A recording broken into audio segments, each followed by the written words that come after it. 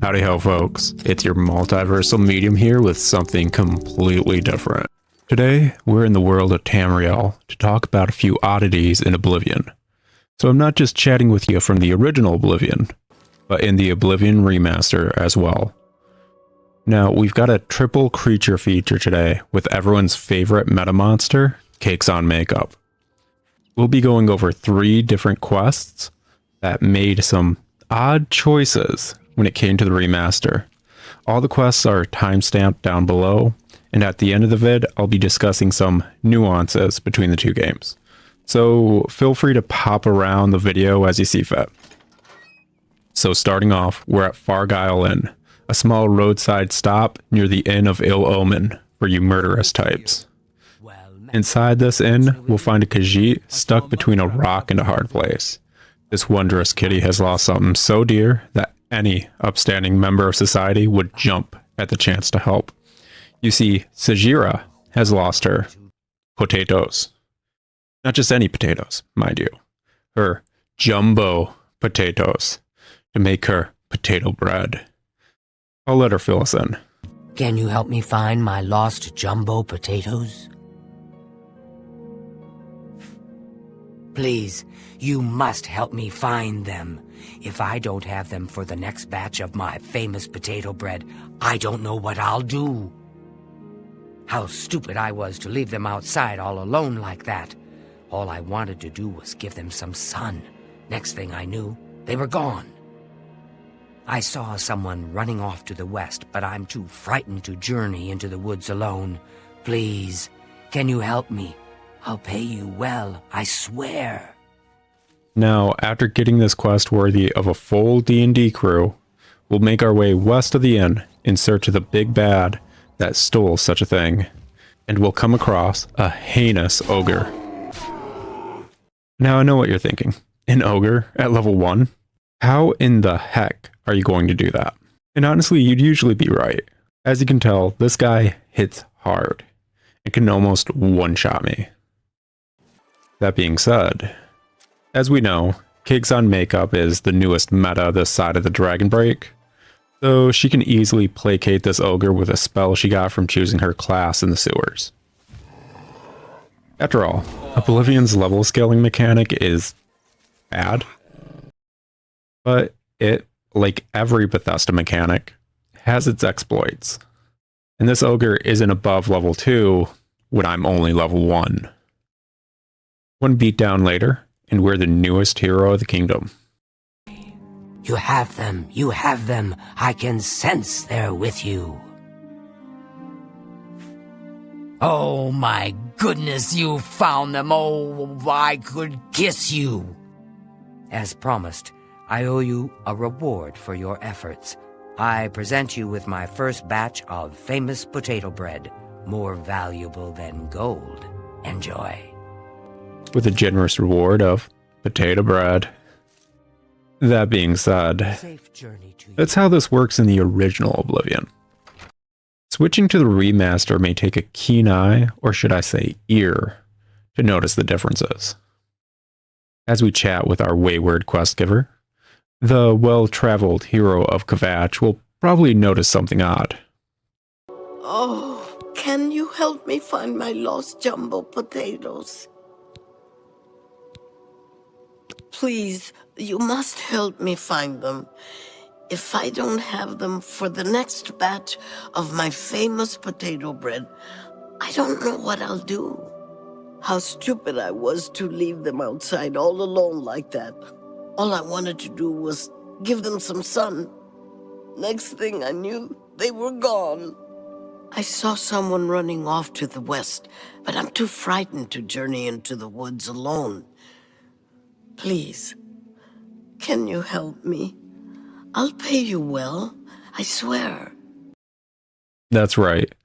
They completely redid her voice lines.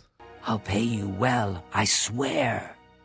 I'll pay you well, I swear. Now this is a bit odd because a majority of Oblivion's voices are in fact the same voice clips between the 2 games. To the point where a well-known bad line read is left in the remaster. I heard that thieves broke into the Arcane University, the Imperial Legion compound, and the temple all on the same night. Wait a minute, let me do that one again. I heard that thieves broke into the Arcane University, the Imperial Legion compound, and the temple all on the same night. But, oddly enough, her voice is different.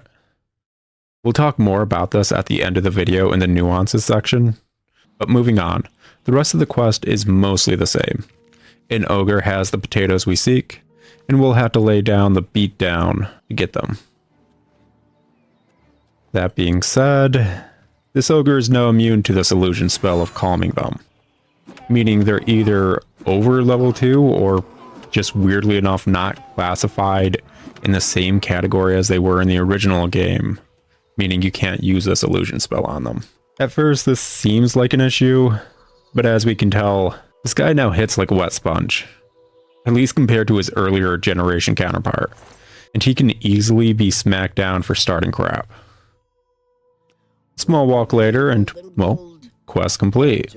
But I said you needed a keen ear as well as a keen eye earlier, and the keen-eyed individual may have noticed something else amiss during this entire process in the remaster. A quick cut back and you may notice the innkeeper Apuki is actually missing in the remaster. That being said, it's not like she was deleted from the game. Due to some odd reason, this innkeeper seems to have a bug where she gets locked into a bedroom upstairs. It also seems to always be the only bedroom where picking the lock is considered a crime. Anyways, a hard lock opened later and we can once more use this building's facilities. If I could hazard a guess as to why this happens, I'd assume when making the game they messed up her horizontal placement. She spawns in directly above where she should stand at the bar, thus locking her in this room. Alrighty, moving onward, we're in for a double scoop of treats down in Leowin, where we'll find our next two oddball quests. The first one we'll be talking about is the Staff of the Everscamp, a quest that truly showcases the remaster's ideology of the more things change, the more they should just stay the same. Or at least, Bethesda's odd judgment to keep some things while deciding to change others. Let's creep on in. In the original Oblivion, this quest goes something like this. Upon hearing some rumors of a well-known socialite holing up in her house, the populace has begun to notice a horrid stench wafting from her abode. Upon finding her residence, we'll find it's unlocked and free to enter. Those of you expecting a few rotting corpses may be a bit disappointed. We'll find the owner of the property in perfectly fine health, albeit deeply annoyed, and endlessly hounded by Daedric pests who are stinking up the place. Let's have her give us the details. These stupid scamps are driving me crazy. Oh, thank you. I had a feeling buying that Daedric staff would be trouble. Now I'm paying for it with more than just some gold. A few weeks ago, a spellsword was passing through Leowin and heard that I liked to buy curiosities. He wanted to sell the staff you see me carrying. I eagerly bought it, knowing the value of Daedric relics. In fact, I was a bit suspicious when he sold it so cheap. His loss, my gain, I figured. After examining it for a bit, I noticed a small word carved on it in runes. Using a book from my library, I translated it.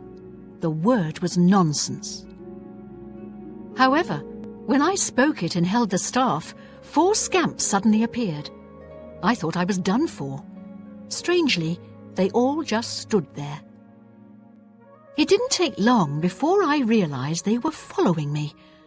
I couldn't be seen in town with scamps following, so I decided to discard the staff. I can't explain it, but somehow I can't compel myself to actually let it go. This staff is obviously cursed. Now I'm stuck with it. I need you to get over to the Mages Guild and talk to a good friend of mine, Alvis Uvenum. She's the only one in town that I trust. I was able to get a message to her earlier, but I've yet to get a reply. If I go, then the scamps will follow and my secret will be revealed to all.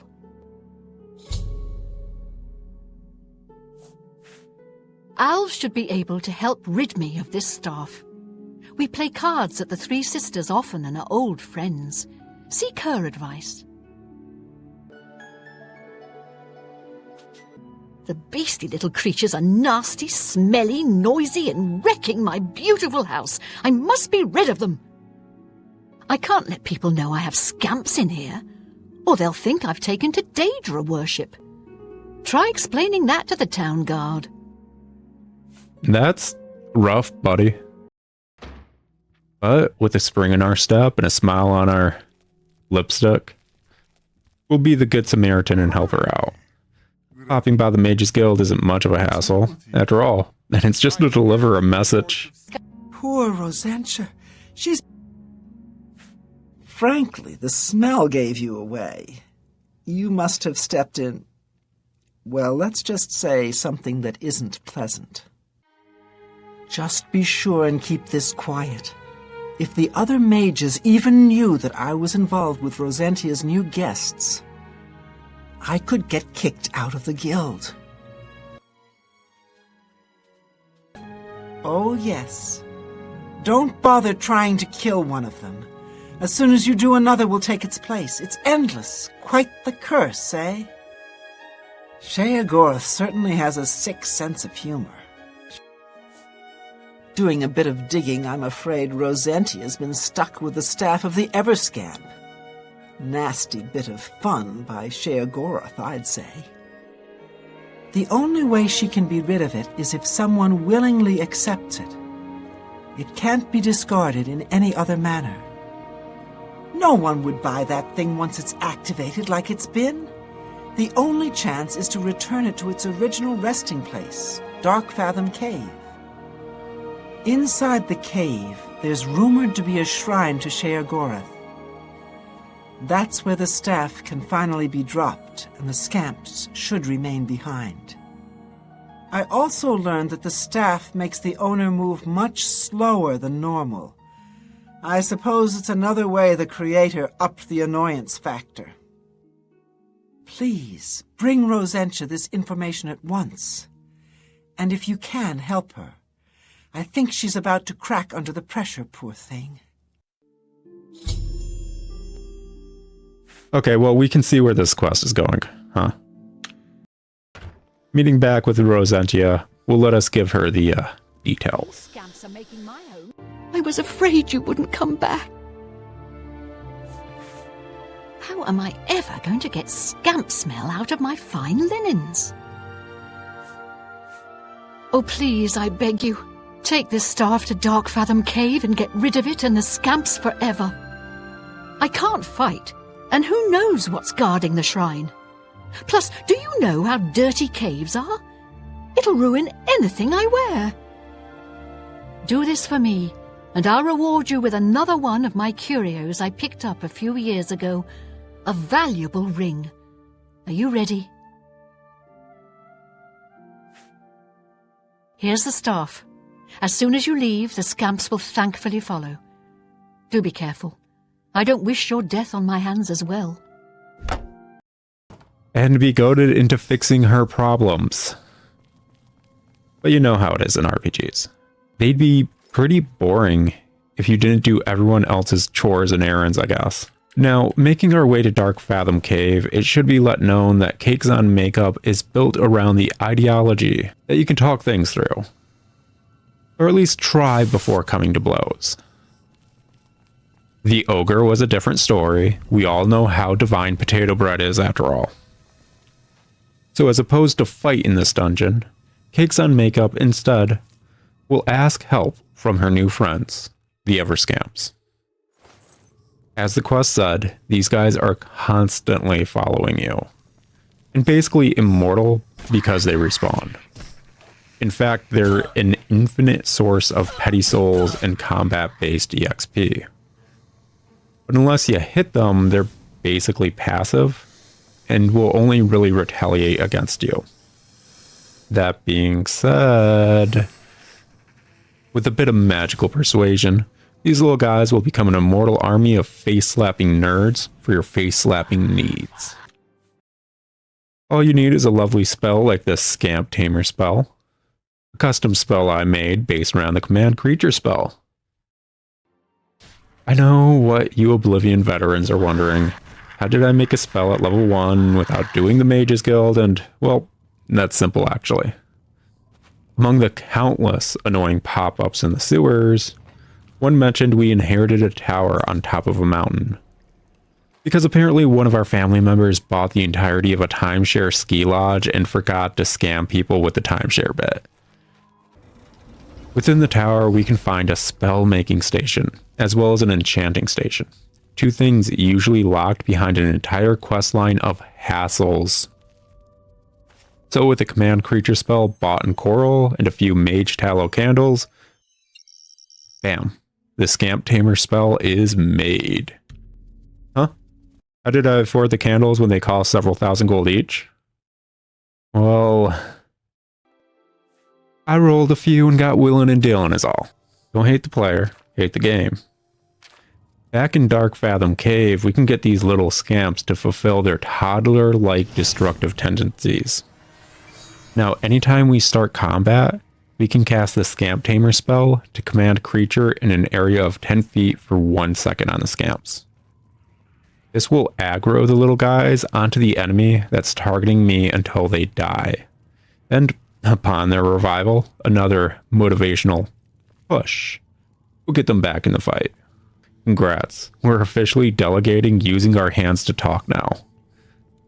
But you may notice something. These guys can only use their hands, unlike the stunted scamps we're facing. Yeah, unlike every other scamp in the game, the everscamps have no means of using spells, and are simply slap-focused melee. But that doesn't matter much when you've got a never-ending army of toddlers smacking your enemy's thighs. A good number of slap fights later, and we'll make our way to the hidden shrine of Sheogorath, and... well, now isn't that interesting? Yes, so those that may not know, this shrine to Sheogorath shows the Daedric Prince as he was in the games before the Shivering Isles DLC. As a bloody Scotsman. A look he was rocking all the way back in Daggerfall. Now, the Shivering Isles DLC completely redesigned Sheogorath with the newest technology that no character in Oblivion had ever conceived before. Facial hair. The statue as an artifact of the past from before the time that Sheogorath was a majority of players' favorite Daedric Prince because he had a beard. Now, as we approached this shrine, we received 2 pop-up notifications for our quest. One, that we no longer feel compelled to hold on to the staff, and the other, to drop the staff near the shrine. And now we have what's considered options. Once that first pop-up is given, we can drop the staff of the Everscamp anywhere in the game. But if we drop it on the ground at any point, it will stay there and never be recoverable. If we want to finish this quest, we need to drop this staff near the shrine, dooming our new weenie tricycle gang to an eternity of just meandering in this cave. But, like I said, there's other options. The next option is to kill an Everscamp near the shrine and drop the staff into its inventory. This will trigger the next stage of the quest and allow us to finish it, but also allow us to grab the staff once more and keep it. Yeah, dropping the staff of the Everscamp into any container will allow the player to pick it back up again, and doing so near the statue will progress the quest line, leaving us with one of the most unique items in the entire game. At the cost of our more recently made hired help, I guess you could call them. We sure as that game, friends.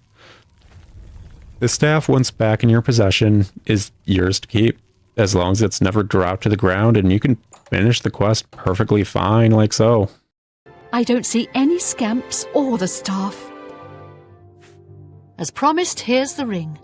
I bought it from a shop in the Imperial City many years ago for an ex-lover of mine. He ran off with someone else, so now the ring belongs to you. The owner of the shop called it the Ring of Eidolon's Edge.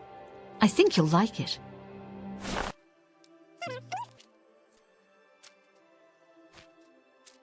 We'll go into more detail about the unique aspects of the staff in a bit. But when I say it's one of the more unique items in the game, I'm being honest, this may be the most unique item in the entire game. That being said, there's another option beyond such that few players would honestly ever really consider. It goes against everything you've ever known and learned about playing video games. And that is to, well, never finish the quest. That's right. I'm saying you do not need to finish a side quest. Shocker, I know. Upon reaching the shrine and being told you can drop the staff, you can now leave the shrine and go elsewhere with the staff, like your weirdly inherited timeshare ski lodge.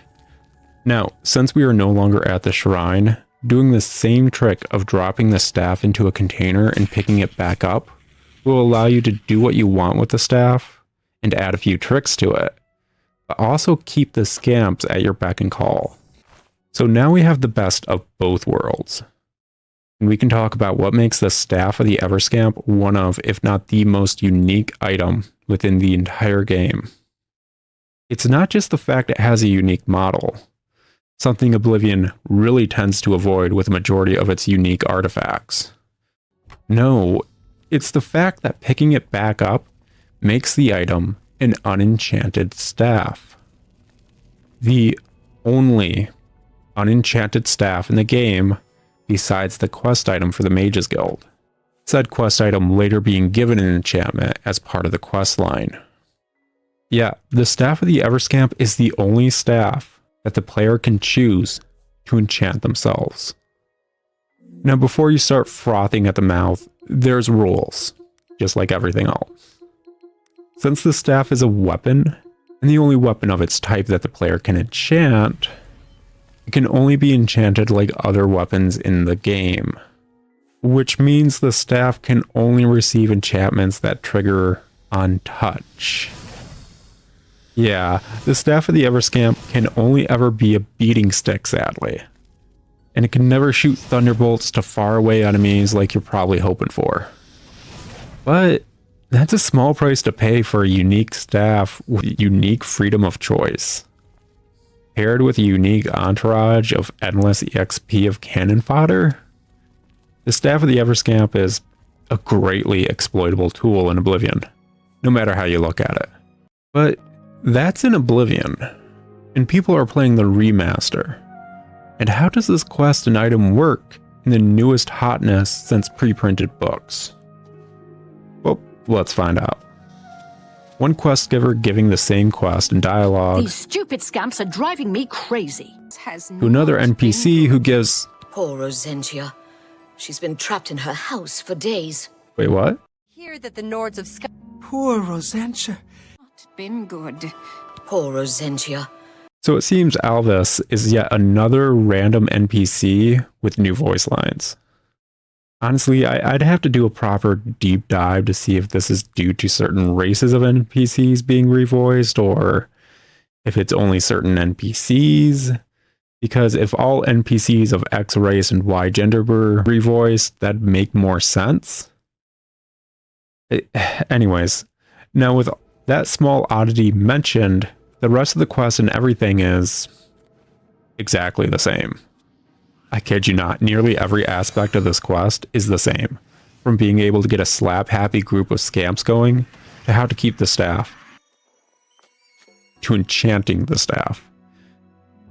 In fact, if there was anything inherently different, it'd be the statue of Sheogorath. I'm not super surprised by this, but they use the obviously based on the Shivering Isles model for this quest. Also, if you're wondering how I afforded the candles this time, Listen, what I do in the woods when no one's looking for 50 a pop is between me and Todd Howard. Now that I think about it, actually, I'm curious if they added the Todd Howard test NPC in the test cell, or even remade the test cells from the original Oblivion. A question for another day. The last quest on today's docket is a treat I truly wasn't expecting. This is a quest I grew to despise back in the day due to its unique issues, paired with the tech we had at the time back then. We're back in Leowin for the Tears of the Savior quest, a side quest given to you in the local Mages Guild by jewel-loving Khajiit, or his collection. I don't know why I'm making fun of him. I collect video games. His collection is honestly just cooler than mine. Anyways, let's give this cool cat a listen. Strassa of the Mages Guild, evoker and alchemist, and also, in his scant free time, a trainer in alchemy. But perhaps you are an adventurer? Could you assist me in acquiring something for my crystal collection? Straight to the point, eh? Good, I like that. I'm searching for some specific crystals known as Garadan's Tears. If you can locate these objects for me, I'd pay handsomely for each one. Wonderful. I had a good feeling about you from the moment that I saw you. I want you to bring me as many of Garadan's Tears as you can find. If you do, I will pay you a fair bounty in gold for each one. I confess I have a weakness for crystals of a magical nature, and I must add these to my collection. This is a personal errand, you must understand, just between you and I. The Mages Guild has nothing to do with it. The tears are not just a namesake. They're literally the frozen tears of a knight named Garadan Staurus, who lived many years ago. I'm not certain what happened to the knight, or why the tears were frozen, but I do know someone you could ask. Seek out Juliana Fanis at the Arcane University in the Imperial City. She oversees the alchemy headquarters there. If anyone can help you get more information about these crystals, she can. The tears are small crystals, bluish in appearance. Quite beautiful, I'd imagine. It sounds fine on paper so far. A simple locate and gather quest, and hopefully one not as annoying as Nirnru or, God forbid, Shadow Banish Wine.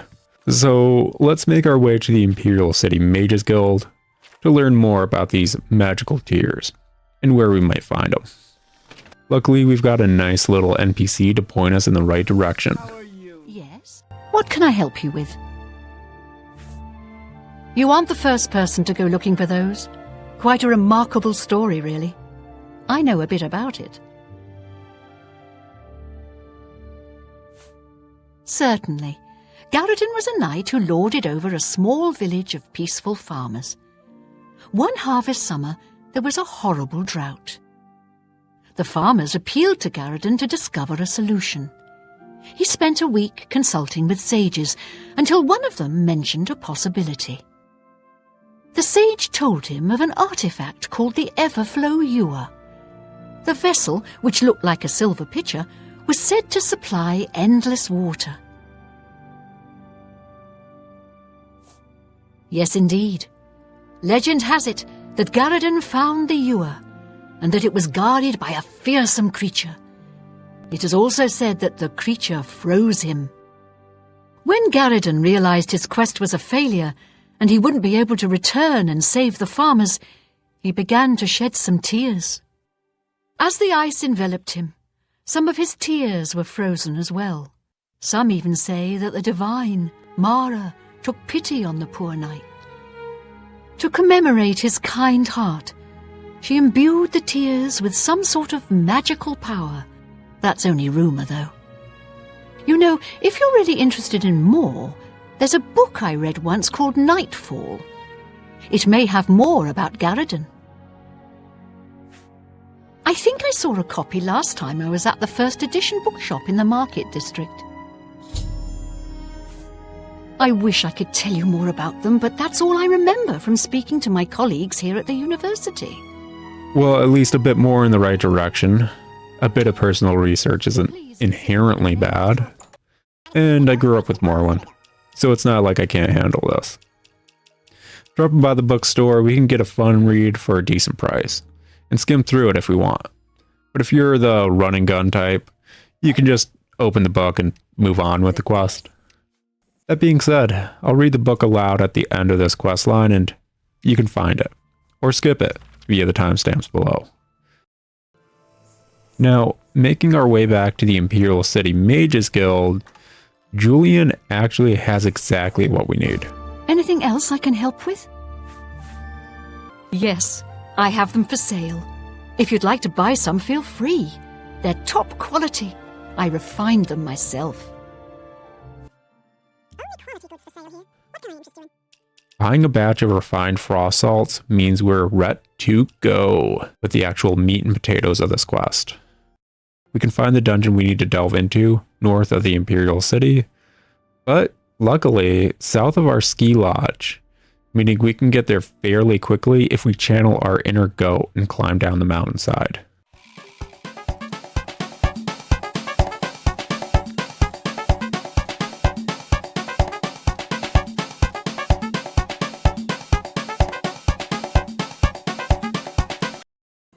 Entering Frostfire Glade, we'll have our wondrous scamp army deal with some leveled beasties as we head deeper. Short jaunt later, and we'll come across a sealed door that we need to use the refined frost salts to go through.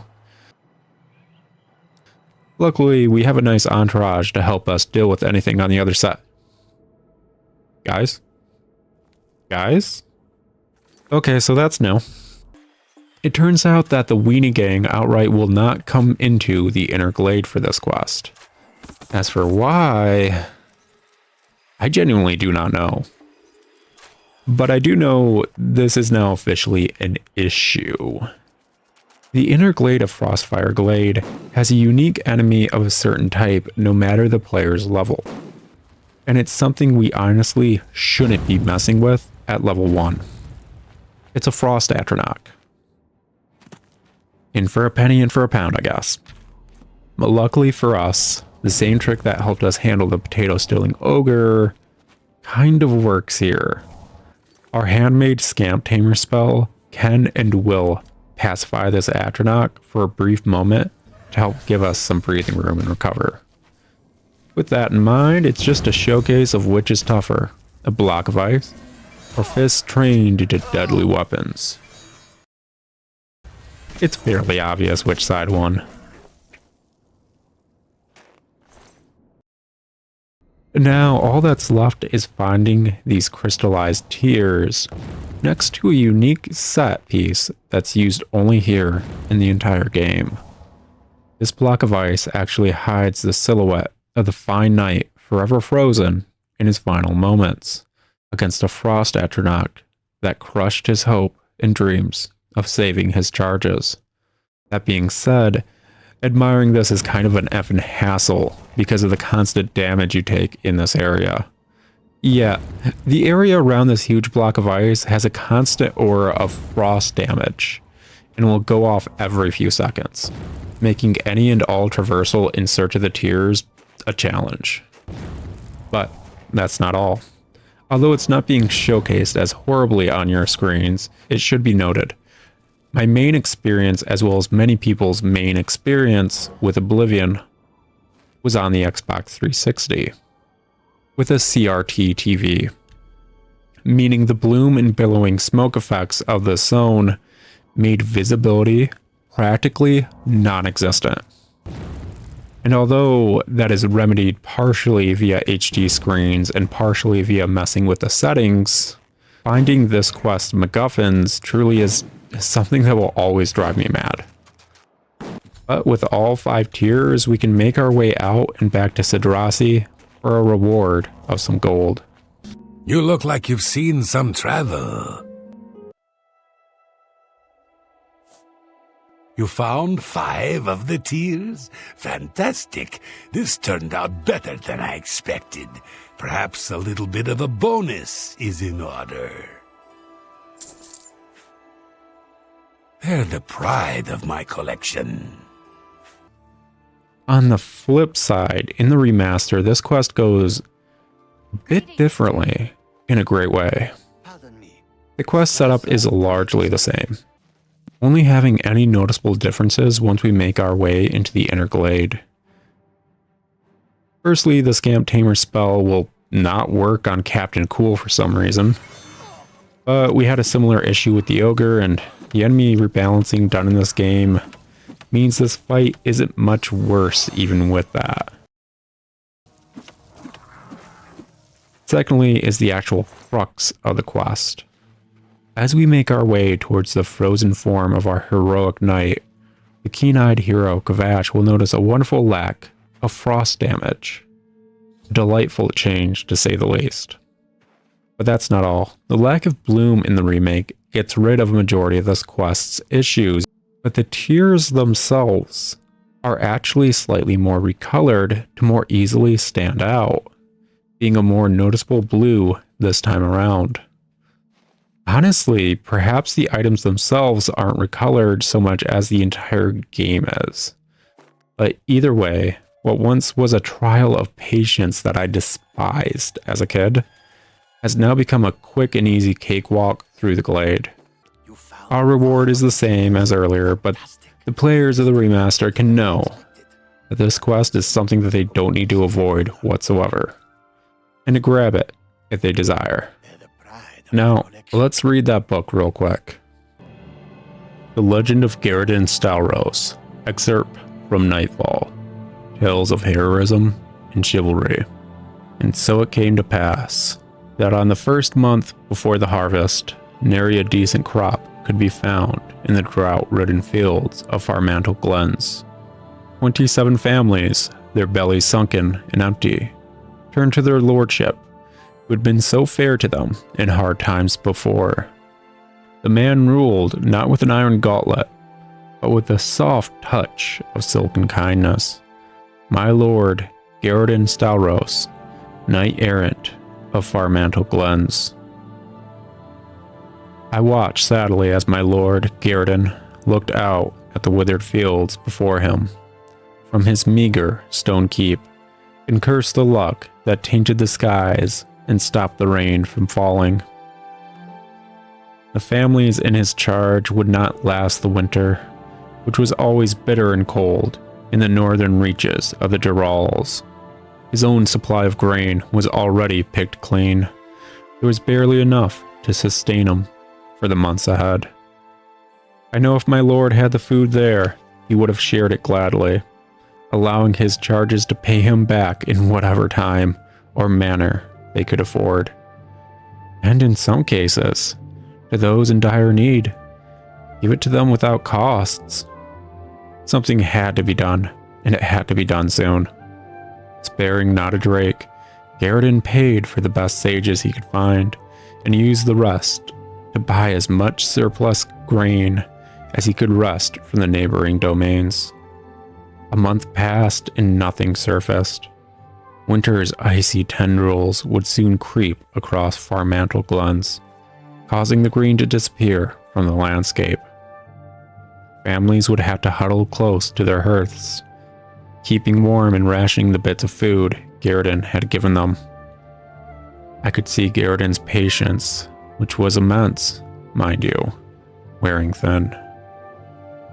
He told me he'd considered selling his keep, his belongings, anything to keep his people alive. If only the harvest would yield more, they'd be saved. Then, as if Mara herself had answered his prayers, a sage entered Garridan's keep with the answer. Legend told of a vessel of sorts, from which water would pour endlessly, known as the Everflow Ewer. Some said the divines themselves created it. Others thought perhaps a powerful sorcerer enchanted it. Wherever it was from, Garridan knew this could be his chance. Following the directions from the sage, my lord and I set to recover the Ewer and rid Farmantle Glens of the drought. It took days to reach the entrance of the place. After we passed through a winding passage, we finally came to an odd door covered in mystical symbols. As the sage instructed, my lord touched some refined frost salts to the door. The ancient stone door opened, and we proceeded into the glade. A cave cut into a hillside led into a small glade of trees. In the center of the glade, linked by 2 standing stones, was a stone altar. On the altar, seemingly glowing with inner light, was the Ewer. Cut from crystal, the vessel was the most beautiful thing I'd ever seen. Water filled it to the very top, and as legends held, would never diminish as the liquid decanted from it. Eager to return to his domain, Garridan grasped the Ewer in hand. Suddenly, the ground trembled as though the mountains themselves were angered. The sky changed from sunlit blue to dreary gray. Even the ring of trees forming the glade seemed to bend away slightly from the altar, as if fearing what was to come. Then, with no warning, one of the standing stones cracked and exploded. My gaze froze and my heart fell as I looked upon the guardian of the glade, a huge creature seemingly cut from the very same crystal as the Ewer, stepped forth and growled menacingly at my master. The air around it became very cold, as if it was born from the glaciers of the northern mountains. This was a being of ice, living, breathing ice. Garridan shouted at me to run as he drew his blade. Still clutching the Ewer in one hand, he gave a mighty swing at the ice creature. When the forged steel struck home, it gave a resounding ring and merely chipped the beast, as a spike would have driven against the hardest of rocks. Never showing fear, my lord swung again and again, each blow being harmlessly deflected away. Then a single and mighty blow from the ice creature knocked my lord down. His blade slid away, and he lay on the forest floor, looking up into the crystalline eyes of his death. The ice creature raised its arm again for the fatal blow, and brought it down hard at Garridan's prone form. I don't know why he did it. Perhaps it was instinct, perhaps a moment's lapse in judgment. But my lord looked at the Everflow Ewer defensively as he got up to a kneeling position. The blow from the creature connected with the vessel, creating an ear-splitting crash. There was a sound of water splashing and a horrible cracking noise as the sundered pitcher sent waves of freezing water in all directions. Even as I watched, the liquid covered the ice creature and my poor master. They seemed suspended in place as if frozen solid. At the moment, I didn't know how true my thoughts had become. As I watched in horror, they were encased in a tomb of pure ice. I could see Garridan's face as the ice overtook him, and I could swear he was crying. A few of his tears froze and fell to the ground at his feet, like beautiful blue crystals. He knew he'd failed his mission. His people would starve, and he was responsible. Frost and ice covered everything in the glade now. The trees, the rocks, the soil, everything. It was then I became aware that the very air around me began to freeze. It was like a cold winter's night at first, and it rapidly became worse. The cold was so bad it turned into a sort of frozen heat. It began to burn. My throat became tight, and breathing became difficult. I began to lose feeling in my arms and legs, and my vision was beginning to blur. I had to escape this icy glade and tell Garriden's story. It was the least I could do for such a noble man. With every bit of strength I could muster, I ran from the frostfire and back through the cave. I barely escaped with my life. My journey back to the domain of Garriden was a sad one. My heart was heavy, my mind clouded with misery. He was a good man, the greatest I'd ever known. To die like that was no way for such an honorable knight to end his life. When I finally reached the outskirts of Farmantle Glen, the farmers were waiting for me. I was ready to tell them the sad news, but they raised a cheer of great joy. They told me that only a week ago, a strange bluish glowing rain fell on their fields, and that the next day, the crops began to grow as if there had never been a drought. A week ago was exactly when my master was frozen in that horrible glade, and his tears froze like bluish raindrops frozen in time. I looked up at the heavens, and the twinkling lights suddenly gave me a great comfort. I thanked Mara and headed home. Okay guys, lastly I'm going to end this triple-decker of an episode with a bit of discussion about some nuances and changes between the two versions of the game. Not all of them, just a handful. We have the good, the bad, and, well, if you saw the character creation episodes, you don't even need to be told the ugly. Starting off with the more neutral though, let's talk about the voice changes.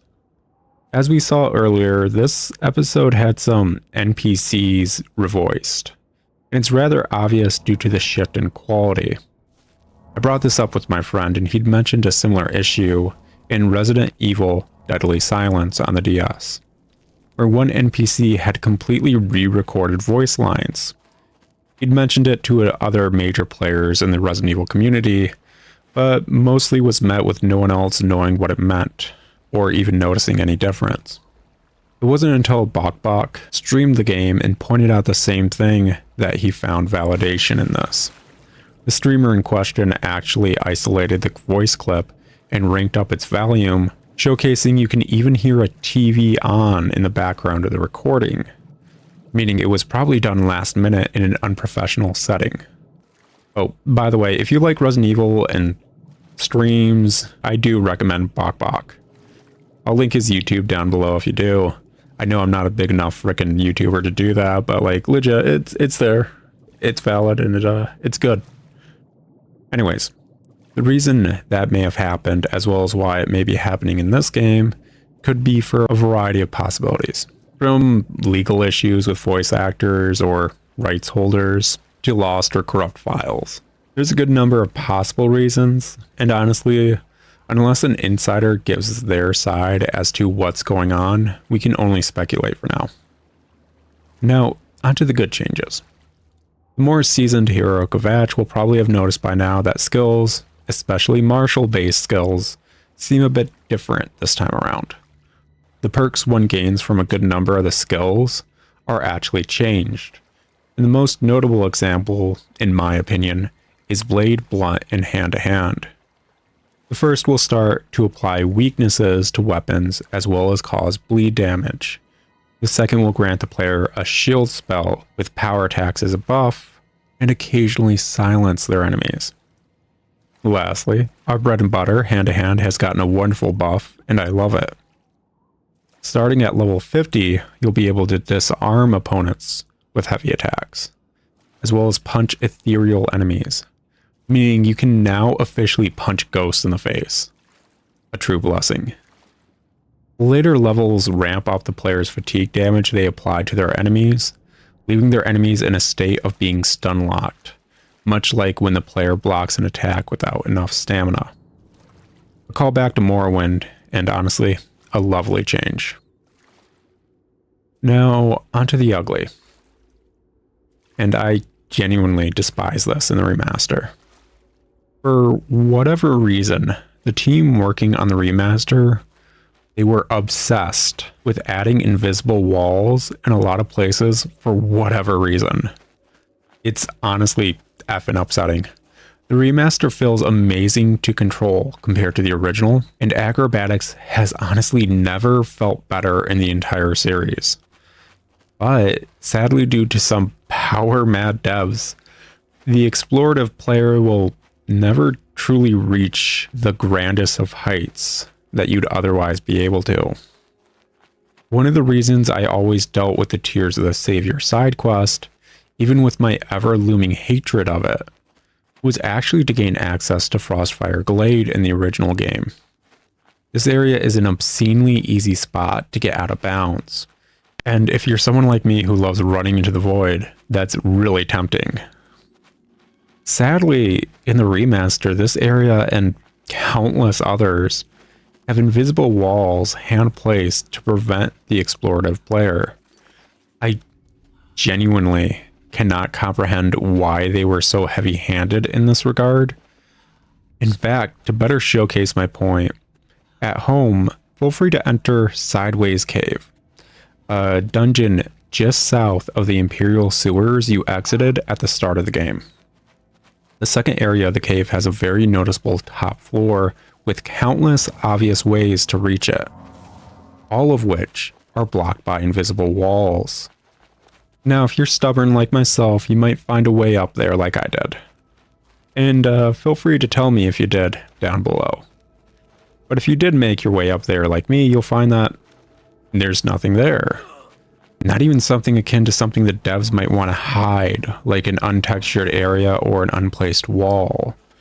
The entire uppermost floor of this dungeon is completely blocked off, with obvious means to get there for no apparent reason besides to try and stop the players from exploring. This is effing dumb if I'm going to be blunt about it. Either way, Frostfire Glade in the remaster is completely surrounded by invisible walls due to the game design mentality, and I'm genuinely just upset because of it. Because it's going to be a constant as we move forward into this game. Ah well.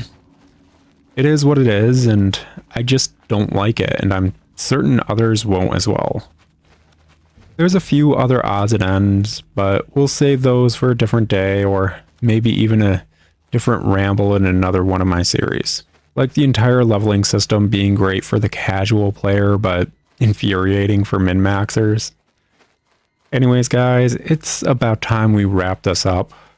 I've got to go take care of 12 hiccuping toddlers, all of which think they're more important than the last. So pray for me. And if you're not the praying sort, feel free to like, comment, and sub. Just as my general defiance to the gods that dare haunt my majesty. I'll talk to you all in another episode of Oblivion or something else on my channel. Ciao. Howdy folks. If you liked what you saw, maybe consider another series of mine, like this one, or maybe just check out my channel. And if you enjoyed that video, I'd really appreciate if you took the time to like and comment down below. It helps me get more videos into your hands. Thanks in advance.